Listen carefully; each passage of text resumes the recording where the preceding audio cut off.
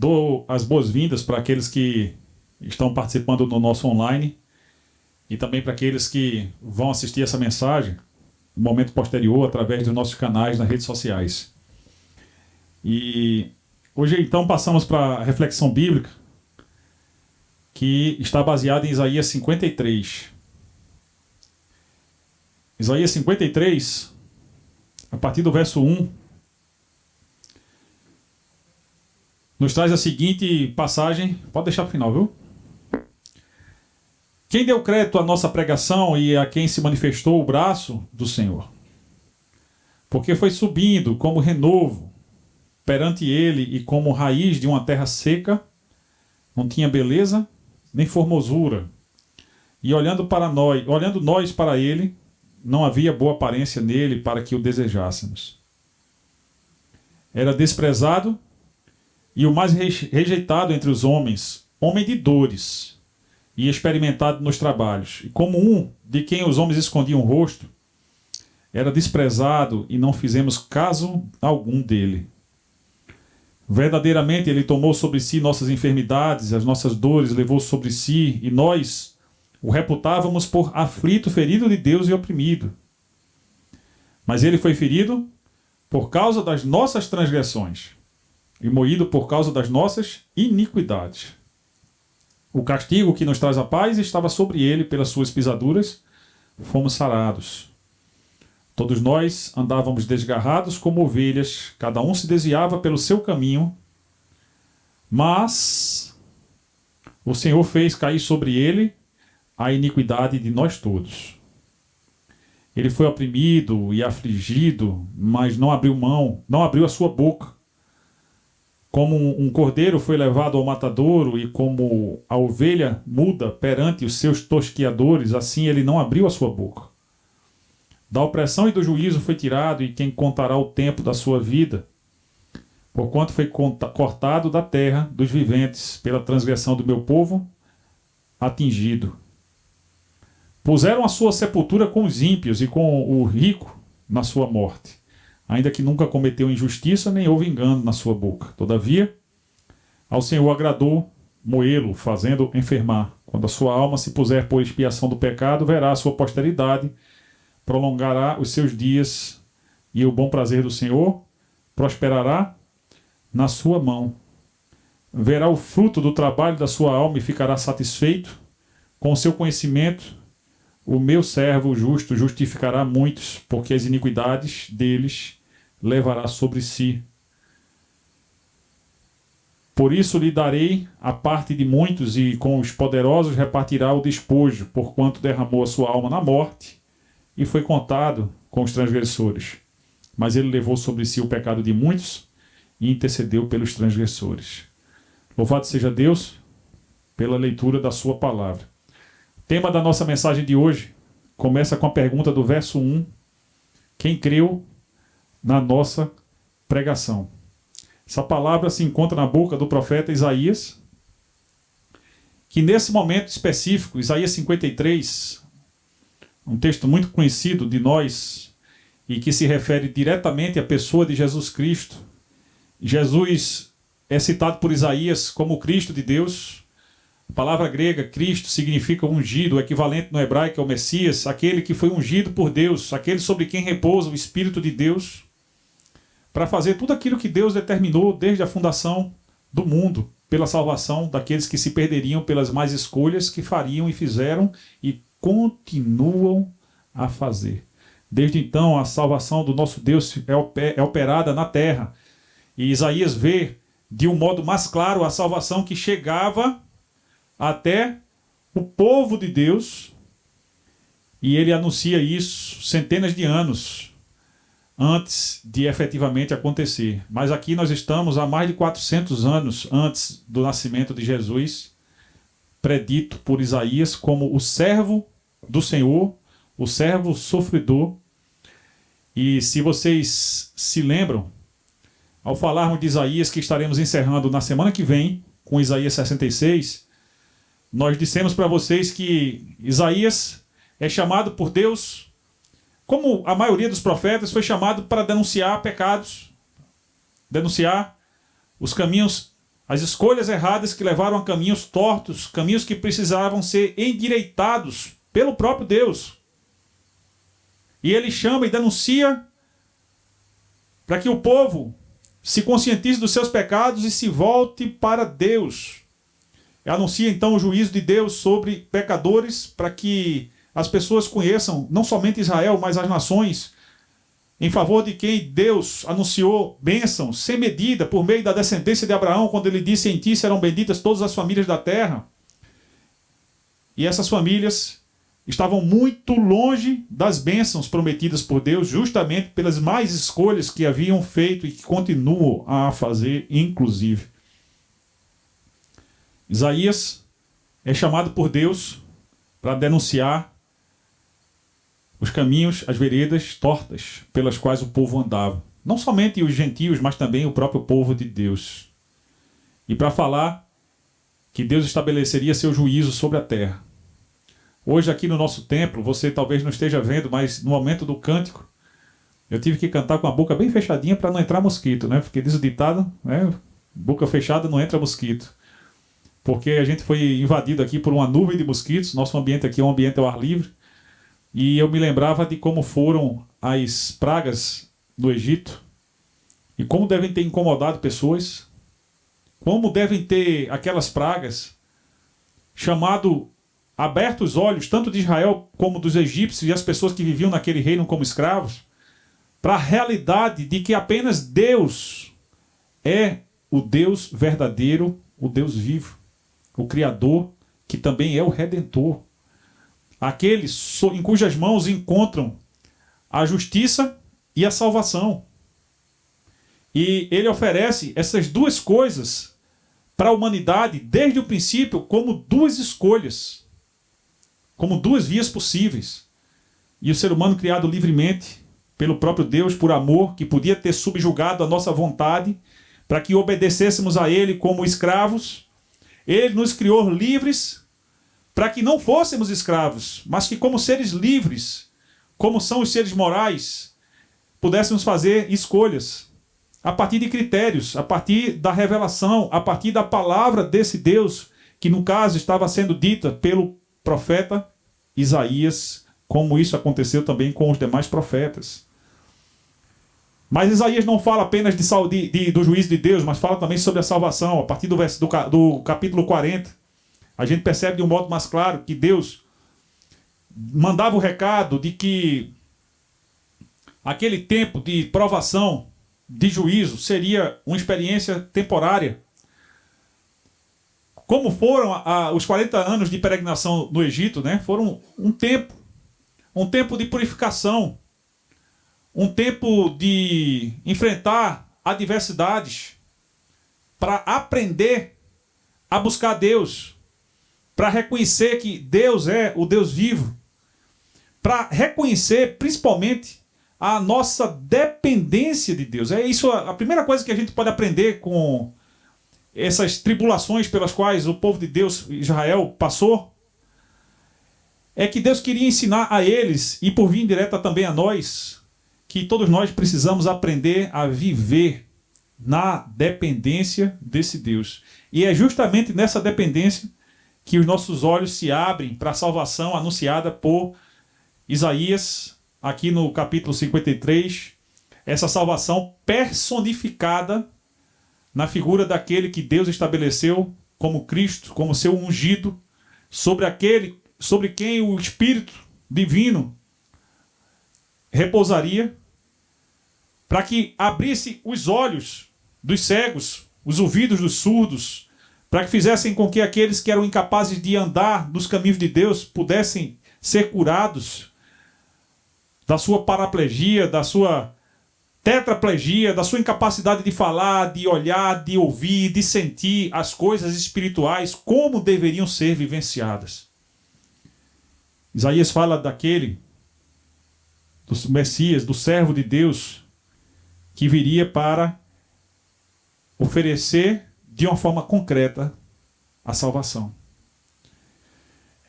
Esse de quem ele fala, Filipe esclareceu para o oficial etíope, o eunuco de Candace, que era Jesus Cristo, nosso Senhor. Ele disse Eu sou o caminho, a verdade, a vida. Ninguém vem ao Pai senão por meio de mim.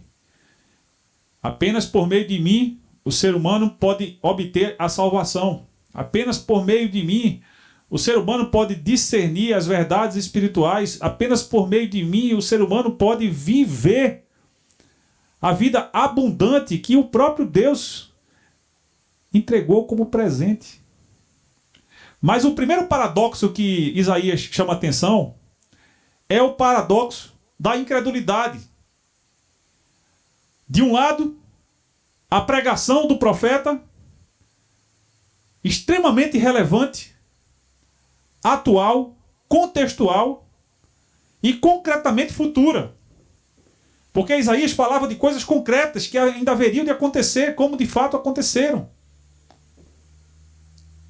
Para que as pessoas olhassem, e hoje em casa eu fiz um exercício, eu pedi para Lucas e Felipe lerem Isaías 53, e sem dizer para eles de quem Isaías falava, eu perguntei para eles, pedi para eles descobrirem sobre quem Isaías falava.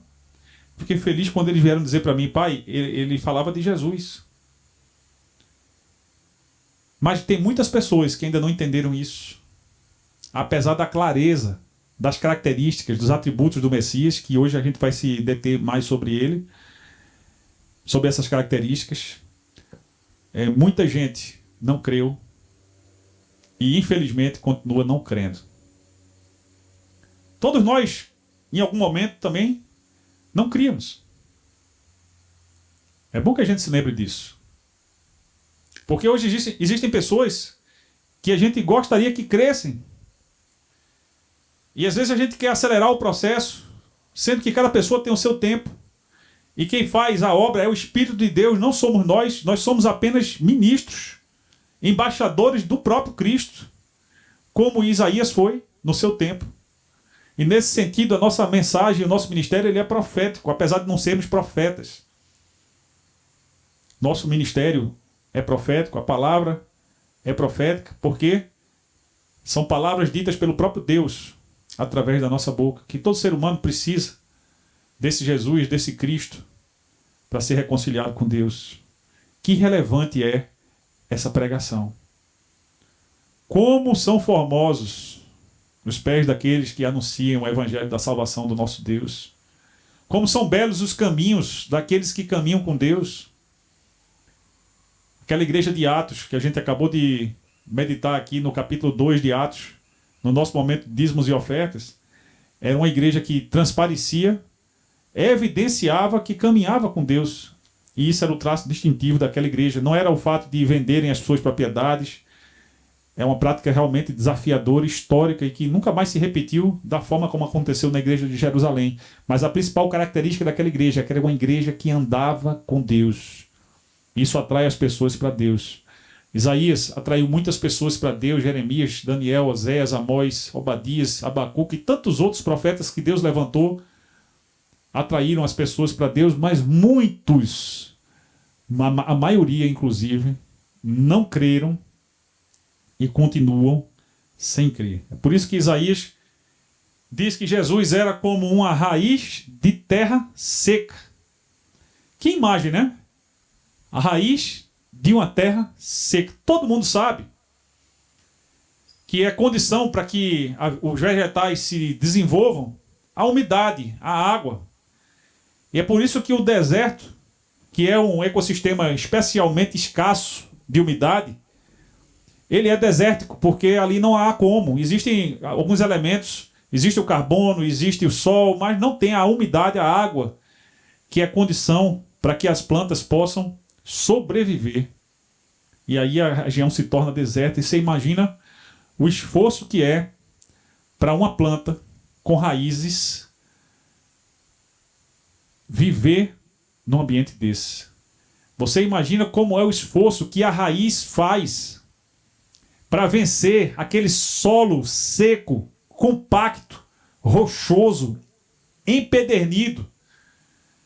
E essa raiz se aprofundar em uma busca constante, crescente, quase que desesperada por umidade, para que ela possa levar aquela umidade para a planta, para o caule, do caule para os galhos, dos galhos para as folhas, e ali acontecer a fotossíntese, aquela planta continuar a existir. Jesus é dito por Isaías como raiz de uma terra seca. E essa terra seca, queridos, é o coração humano. O coração humano, desde sempre, padece de um problema. Não é um problema médico, é espiritual. Mas o nome parece uma doença médica. Esclerocardia. Dureza de coração. A dureza de coração é a incapacidade do ser humano de se quebrantar.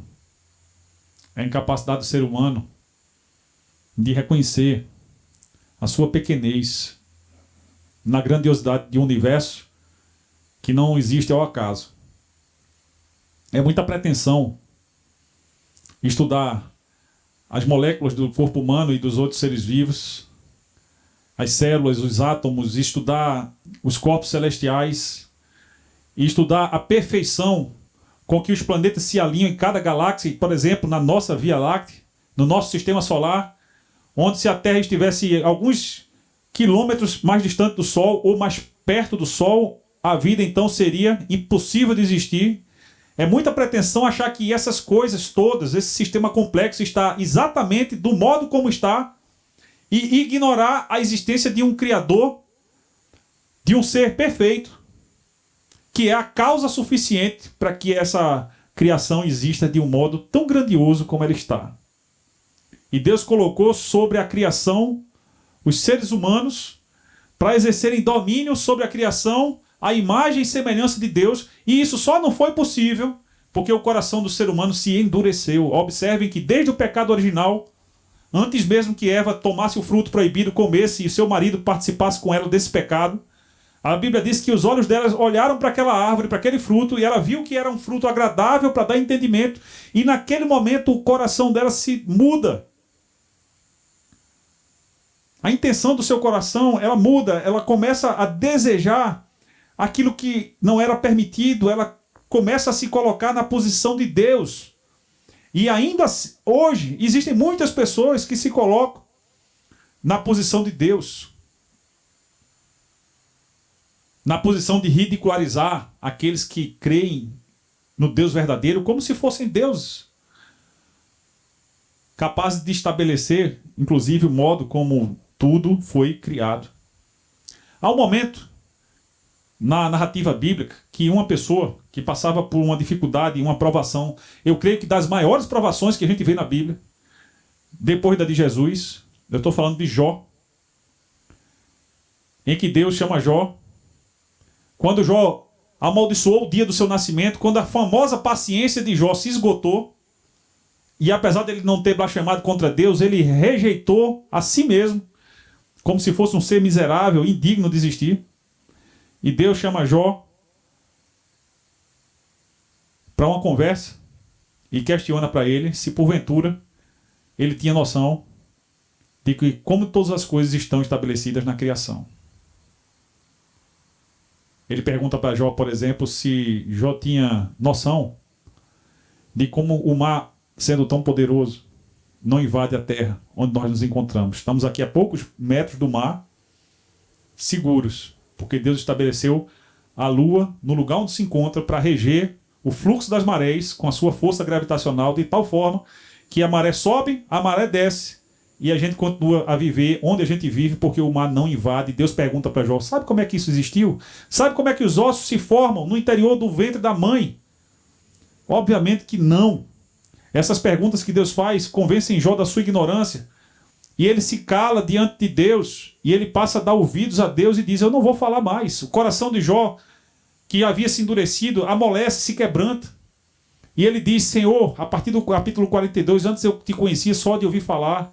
Agora, os meus olhos te veem. Isso é quebrantamento. Isso é humildade de espírito, gente. Isso é a gente reconhecer que a gente precisa da vitalidade espiritual que só pode vir de Deus. Não existe outra fonte de vitalidade espiritual que nós possamos ter acesso que não venha da pessoa de Jesus Cristo, da fé nele. Enquanto isso, muitas pessoas não creem e permanecem como um solo rochoso, duro, como era o coração daquelas pessoas sobre quem Jesus foi, diante de quem Jesus foi anunciado. A incredulidade é o primeiro destaque que eu queria dar para vocês nessa fala de Isaías. Porque para nós que cremos, falar de Jesus é fácil. Não é difícil a gente citar, por exemplo, experiências que a gente já teve com ele. Mas para aqueles que não creem, tudo isso é loucura. Tudo isso é delírio de pessoas supostamente ignorantes, sem estudo, sem instrução, como muitos acham, simplesmente porque ainda não tiveram experiência pessoal com Jesus Cristo, a ponto de haver quebrantamento, como houve no coração de Jó, quando ouviu de Deus perguntas que ele não tinha como responder. Jesus Cristo veio para responder muitas perguntas. Jesus Cristo veio para aqueles que estavam perdidos. E o segundo ponto que eu quero destacar da mensagem de Isaías 53 é a finalidade do ministério do Cristo. É verdade que ele veio como uma raiz de terra seca, mas ainda assim ele veio para cumprir uma função. A raiz existe por uma função. A função dela é vivificar. E isso, metaforicamente, se aplica à salvação das ovelhas perdidas. Tanto as de Israel, quanto a dos gentios, entre os quais nós nos encontramos alistados, porque não somos israelitas por descendência, mas espiritualmente somos. Porque todos nós nos tornamos descendentes espirituais de Abraão quando cremos em Jesus Cristo, descendente dele, por meio de quem serão benditas todas as famílias da terra. O texto diz que ele veio para aqueles que tinham os seus caminhos como se fossem caminhos perdidos. Só me vem à mente a figura da ovelha perdida. Aquela que se desgarrou do rebanho. Aquela que se encontra à beira dos penhascos, como figurativamente se estivesse entre a vida e a morte, prestes a se precipitarem nos riscos que a vida nos traz. E Deus vai ao encontro dessas ovelhas pequeninas, que se desviaram por alguma razão, e vai ao encontro como um pastor, na intenção de salvar a ovelha, na intenção de trazer consolo, de trazer resgate. E Jesus é predito como aquele que é o bom pastor, que dá a vida pelas suas ovelhas. Jesus, ele faz mais do que qualquer pastor faria, porque ele, consciente e deliberadamente, no ato de estrita obediência ao chamado que Deus tinha para ele, o Pai, ele se entrega para morrer em nosso lugar. E falando isso, eu queria destacar as características do Cristo de Deus.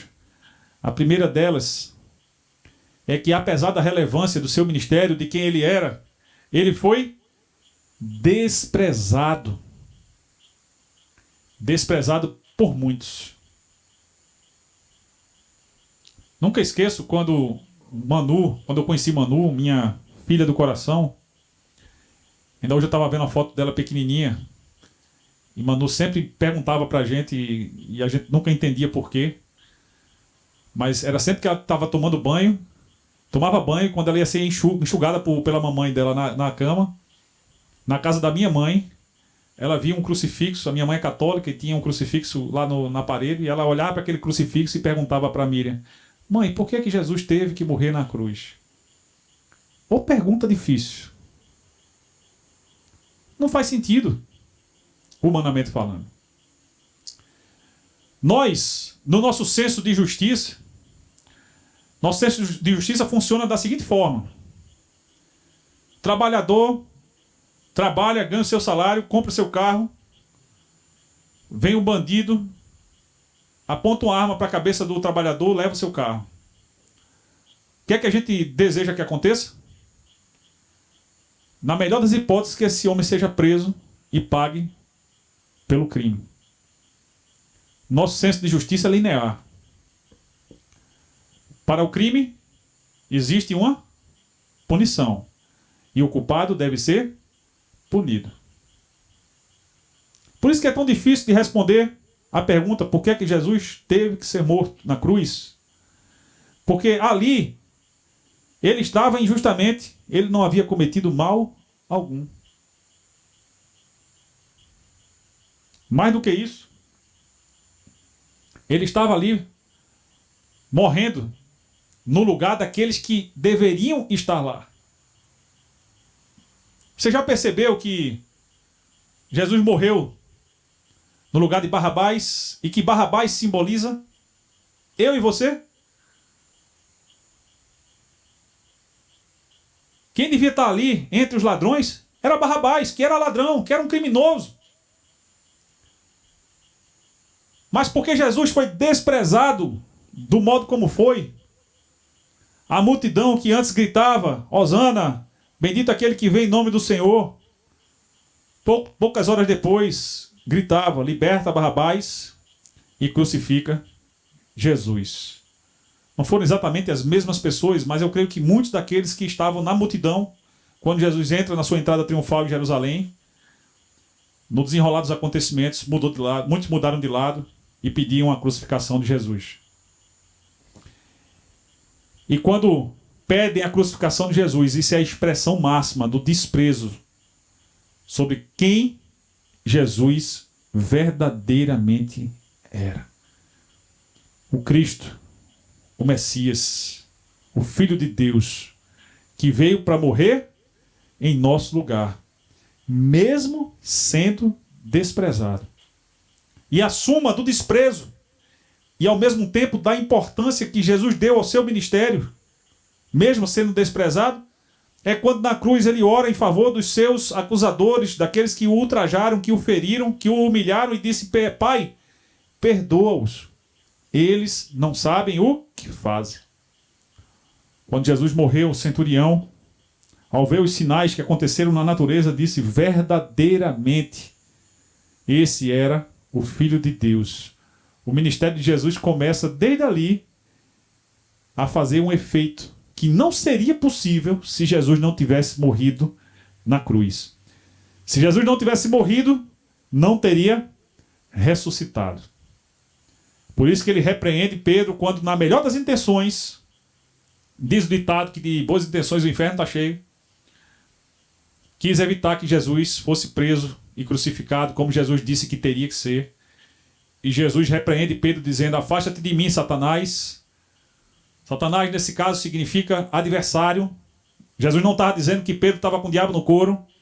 O que Jesus estava dizendo é que Pedro estava totalmente equivocado sobre quem ele era, o que é que precisava acontecer para que a salvação alcançasse as pessoas e as pessoas fossem abençoadas por Deus, como foi prometido a Abraão. E aqueles que se orgulhavam de ser descendentes de Abraão, colocaram Jesus na cruz, mas Jesus ora por eles, mesmo sendo desprezado, e pede perdão por eles. Aquele centurião foi o primeiro de muitos que creram que Jesus era o Filho de Deus, especialmente com a ressurreição de Jesus. Segunda característica, além de desprezado, ele seria ferido em nosso lugar.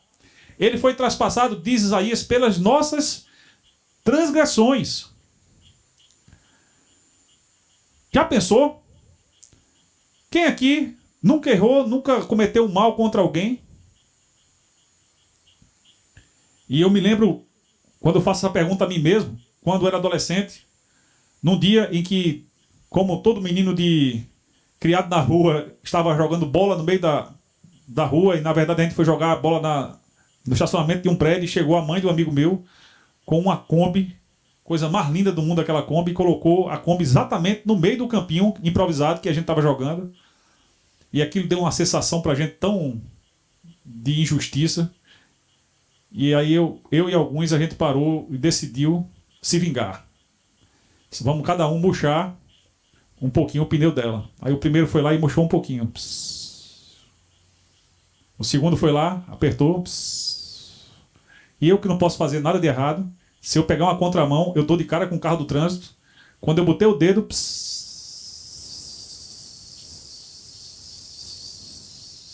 o pneu foi murchando e a Kombi foi começando a fazer um barulho, trec, trec.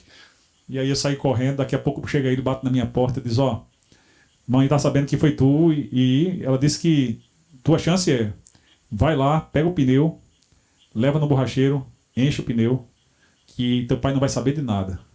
Eu disse, quem vai tá aqui, né? Já fui logo, eu fui feliz da vida porque ela me deu essa chance. Nunca fiquei tão feliz de empurrar um pneu por 5 quilômetros até o borracheiro mais próximo e de voltar com aquele pneu pulando e eu tentando organizar ele para ele não sair correndo sem mim e de botar aquele pneu no lugar.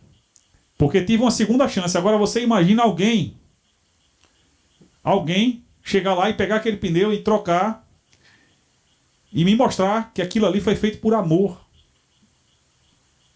Que alguém pagou o conserto daquele pneu no meu lugar, que alguém carregou o peso daquele pneu no lugar. Isso é só uma metáfora para mostrar para vocês que todos nós, em alguma medida, já ofendemos alguém, já ferimos alguém, talvez até tenhamos cometido algum tipo de crime.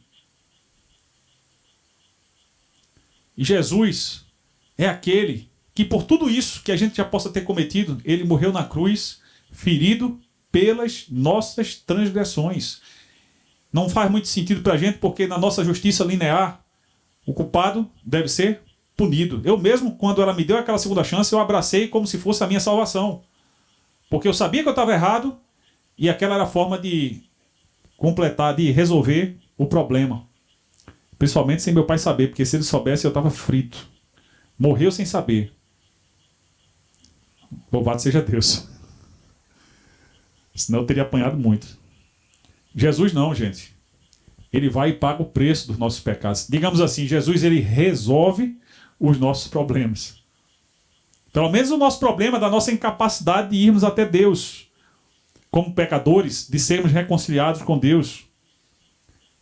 Ele paga o preço justo do pecado, porque o salário do pecado é a morte. Mas o dom gratuito de Deus é a vida eterna em Cristo Jesus. Como Paulo ensinou lá em Romanos. Meus irmãos, o salário do pecado foi pago na morte de Jesus. Nesse prego aqui na mão dele, ó, a gente entende o que Jesus falou por meio de Isaías. A gente pregou sobre isso domingo passado. Você pode conferir no nosso YouTube. Eu tenho vocês guardados na palma da minha mão. Em cada ferida da mão de Jesus está a demonstração do amor de Deus pelo seu povo. Ele foi ferido no nosso lugar. A terceira característica dele é a sua humildade. Muita gente se ensoberbece. A soberba ela acontece às vezes por causa do poder financeiro que a pessoa tem, da posição que ela ocupa, porque detém algum tipo de poder. Mas o que realmente agrada a Deus não é exatamente nem as ofertas que os poderosos fazem. Não sei se você sabe, mas o templo que Jesus pisou quando ele nasceu e depois quando ele desenvolveu seu ministério, não era exatamente aquele templo que foi reconstruído depois do exílio babilônico. Porque um homem muito poderoso, estrangeiro que governava sobre Israel, Herodes o Grande, mandou fazer um embelezamento no templo, que qualquer arquiteto diria, rapaz, esse cara mandou ver. Fez o embelezamento, aumentou o templo, fez uma série de beneficiamentos, como se pudesse agradar a Deus através de obra de pedra e cal. Meus irmãos, Deus criou o universo. E o que é que realmente agrada a Deus? É a humildade de espírito. Bem-aventurados os humildes de espírito, os mansos. Como é que são chamados? Filhos de Deus. Bem-aventurados são os humildes. Jesus ele foi humilde. Olha a metáfora que Isaías usa. Ele foi levado como uma ovelha para um matadouro.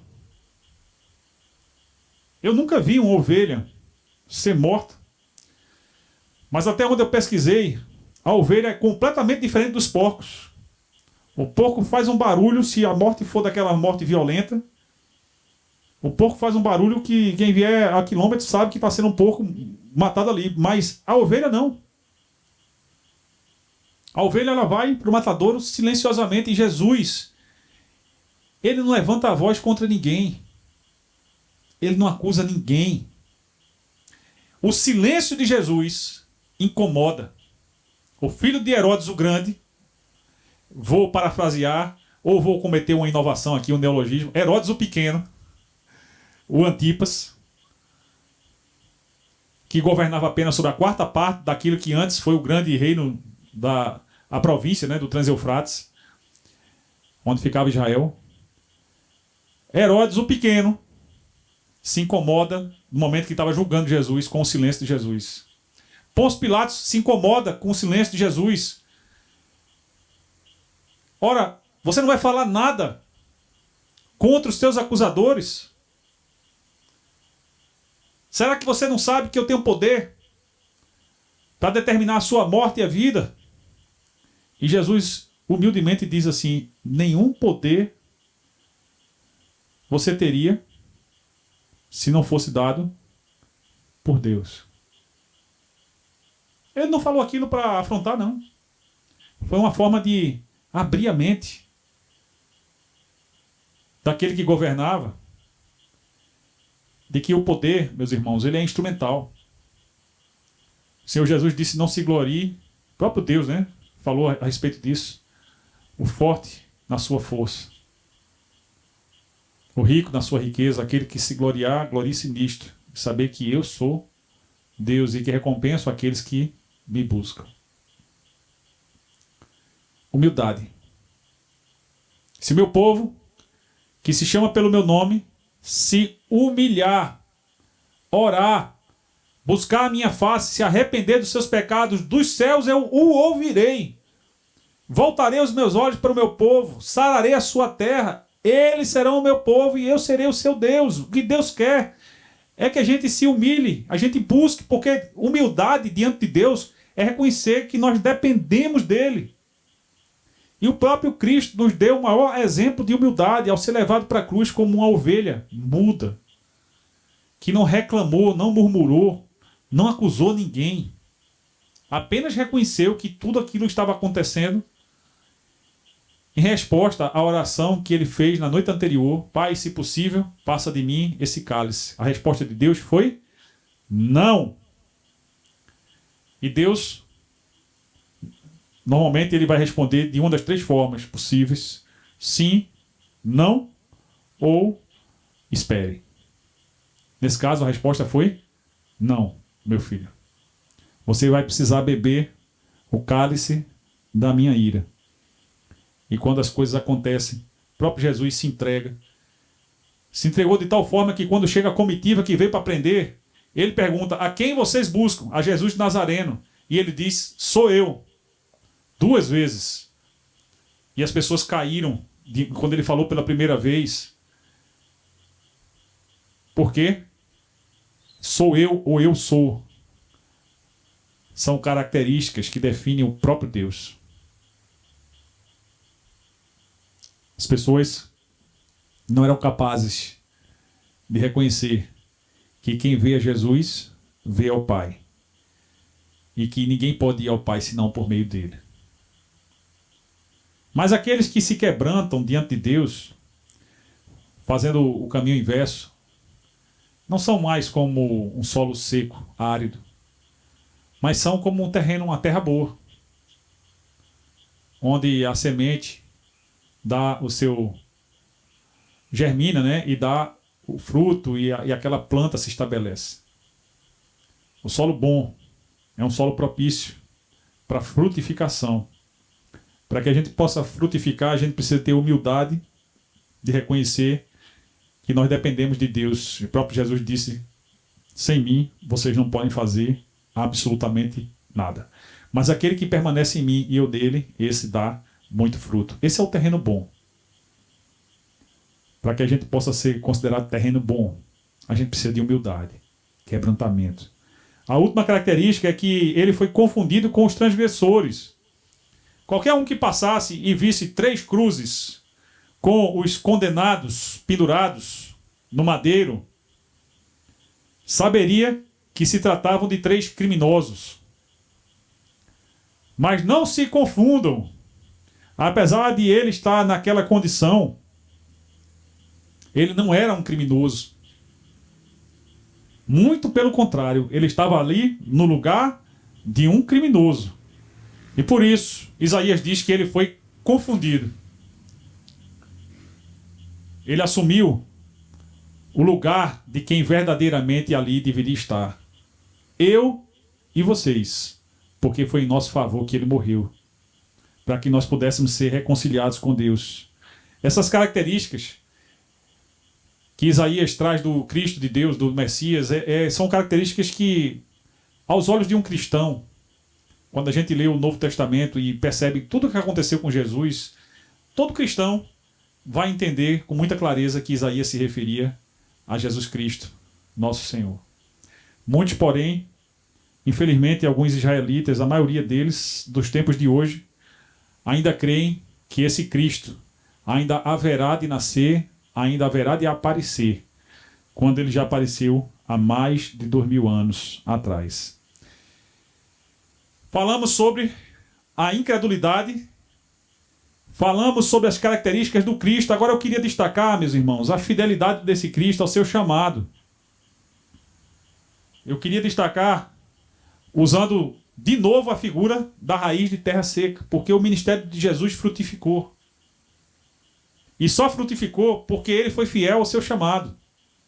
Só frutificou porque ele suportou os pregos, os cravos nas suas mãos e nos seus pés. Ele suportou os açoites, as injúrias.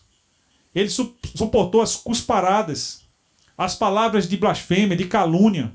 Ele suportou tudo isso e muito mais, por fidelidade ao seu chamado, por amor.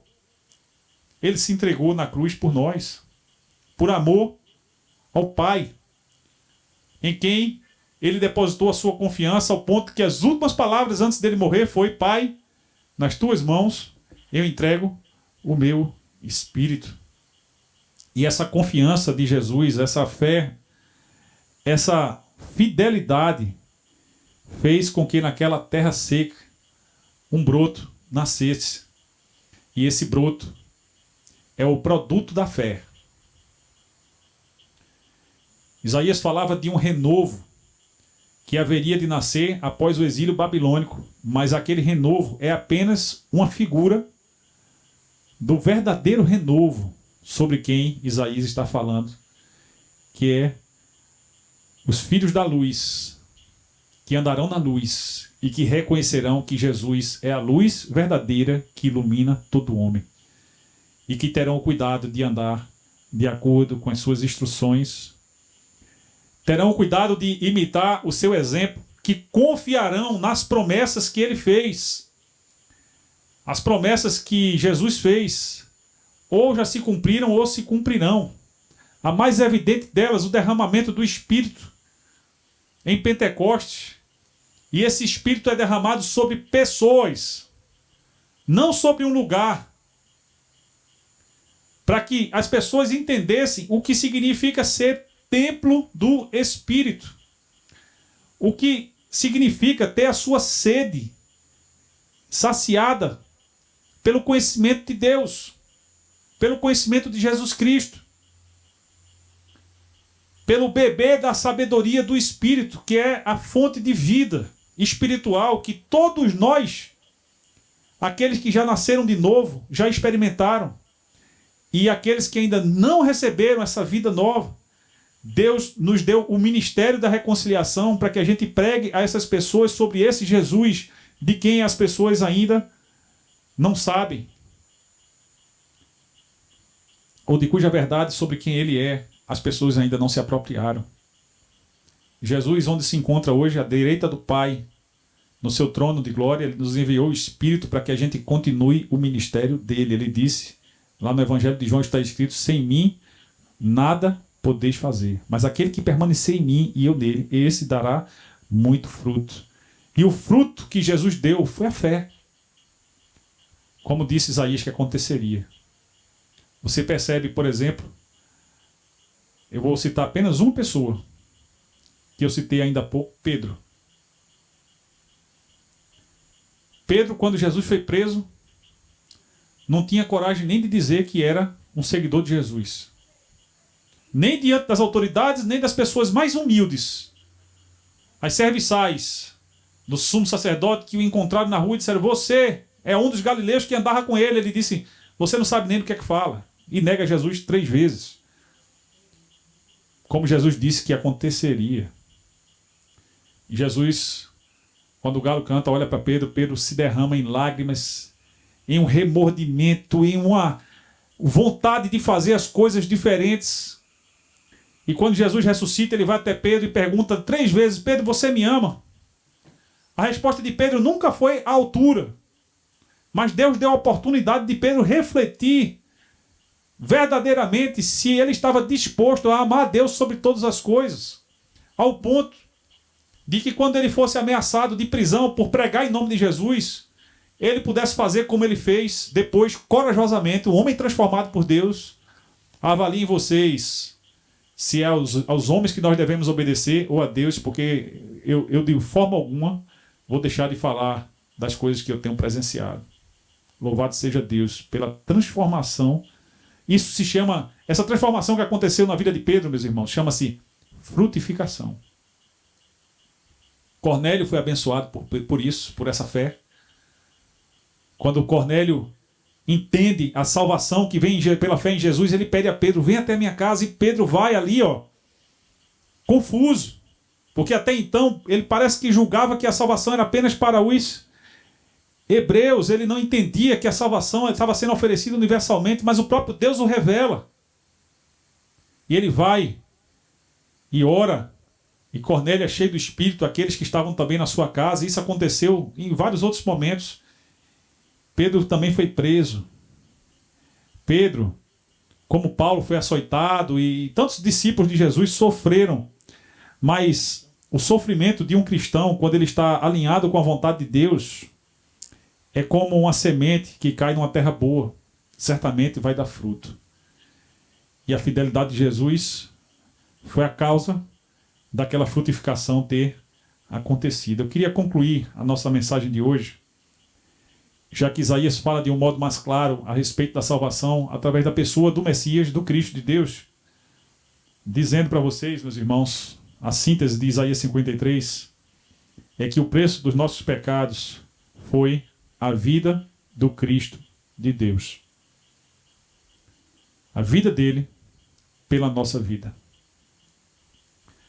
Jesus foi morto para que nós não ficássemos eternamente distantes de Deus, mas que fôssemos reconciliados com Ele. Ele foi ressuscitado para que a gente entendesse que todo ser humano precisa ser vivificado pelo Espírito, porque nascer naturalmente, isso aí todos nascem, mas nascer do Espírito só é possível através da fé em Jesus Cristo, o Filho de Deus. É quando a gente entende o amor de Deus que a gente tem o desejo de evangelizar as pessoas, de fazer com que elas entendam, ou pelo menos de sermos veículos nas mãos de Deus para que as pessoas entendam o que ele quis dizer. Isaías 49:16: eis que nas palmas das minhas mãos eu te gravei, os teus muros estão continuamente diante de mim. O Senhor falou isso para Israel, mas ele fala isso também para toda a humanidade, que é cheia de pecadores, como eu e como vocês, que um dia não conhecíamos a esse Senhor, que um dia líamos Isaías 53 como o etíope que lia Isaías sem saber que se referia à pessoa de Jesus, ou que mesmo sabendo que se referia a Jesus, líamos como muitos leem de uma forma diferente, sem discernimento, até que o Espírito de Deus abriu os nossos olhos para a verdade de que ninguém vai ao Pai senão por meio dele. E nós fizemos a nossa entrega de vida. E naquele dia, nascemos novamente do Espírito, agora, para vivermos a novidade de vida que Deus veio nos oferecer na pessoa de seu Filho. Para vivermos a vida abundante que o seu Filho veio para nos oferecer, porque ele mesmo disse: eu vim para que vocês tenham vida e vida abundante. Para isso, é preciso 2 coisas. Primeiro, concordar que todos nós precisamos de Jesus. Segunda coisa, confiar que a fé nele dará o seu fruto no tempo certo. Amém? Pode ser que entre nós agora existam pessoas que ainda não se entregaram a Jesus Cristo. E eu quero dar a oportunidade, se é o seu caso, se você nunca fez sua entrega de vida, vou pedir para a banda fazer, pode deixar, Sandro, aí na aplicação. Vou pedir para o nosso grupo aqui estar ministrando, e é a oportunidade de aqueles que ainda não se entregaram a Jesus ficarem de pé declarando a sua entrega. Que para a solução da sua situação de vida você precisa dele, e hoje você entendeu isso também. E se você quiser que a igreja ore por você, eu peço também que você fique de pé durante a ministração. Ao final eu vou ter a alegria de estar orando pela sua vida.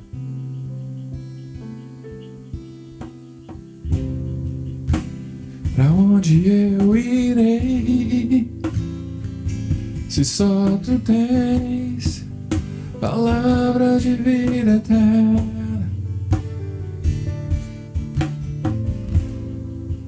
Tu sondas meu coração e os teus olhos estão sobre toda a terra. Levaste o meu fardo, me perdoando.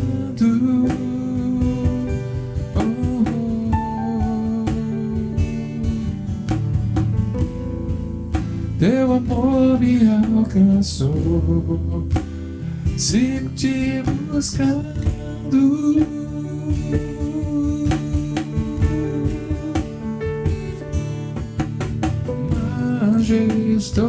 Essa é a sua oportunidade. Se você entrou aqui hoje sem haver entregue sua vida a Jesus, fica de pé nesse momento, corajosamente. Faça a sua entrega. Você precisa disso para nascer de novo e ter a salvação assegurada e viver para sempre com Deus. Quando um dia chegarem os seus últimos momentos aqui na terra, você pode confiantemente fechar os seus olhos. Você vai abrir esses olhos espiritualmente na presença do nosso Deus.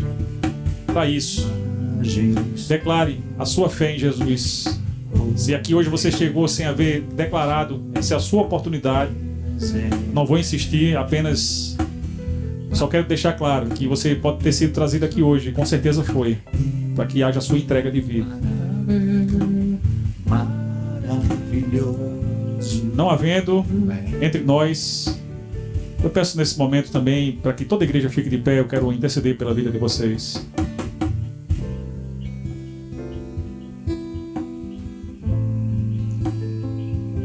Senhor, muito obrigado, Deus, pela sua palavra. A sua palavra é como um bálsamo para o nosso espírito. Ela renova as nossas forças. Ela é, Senhor, a porção de esperança que nós precisamos, meu Deus, para exercer a nossa fé de uma forma mais prática, para confiarmos, Senhor, no Teu Filho Jesus, para concordarmos que precisamos dele, Pai, para tudo nas nossas vidas, Senhor.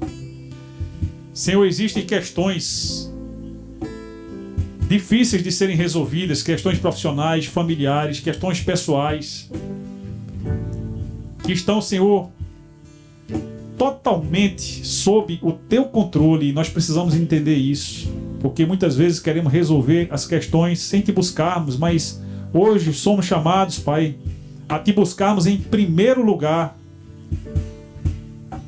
Buscar em primeiro lugar o Teu reino, a Tua justiça, para que aquilo que a gente precisa, a gente possa alcançar, Senhor. Não é uma troca, mas é uma relação de consequência e causa, Senhor.